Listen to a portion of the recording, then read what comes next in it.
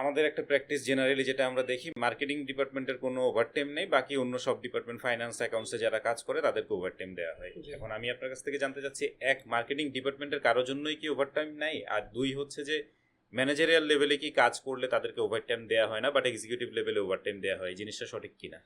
আসলে এটা এক একটা কোম্পানির এক একটা প্র্যাকটিস, যেটা আমি একটু আগেও বলেছি, কোম্পানি তার নিজস্ব প্র্যাকটিসে চলে, নিজস্ব পলিসিতে চলে।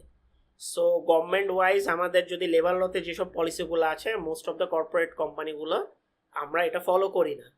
আর ওভারটাইমের ক্ষেত্রে আমি যে জিনিসটা বলবো, যে আপনি যদি আপনার এমপ্লয়িকে সমান ওয়েতে ট্রিট করেন, ডেফিনেটলি আমি মনে করি যে মার্কেটিং টিমও আপনার ওভারটাইম অ্যাভেল করা উচিত।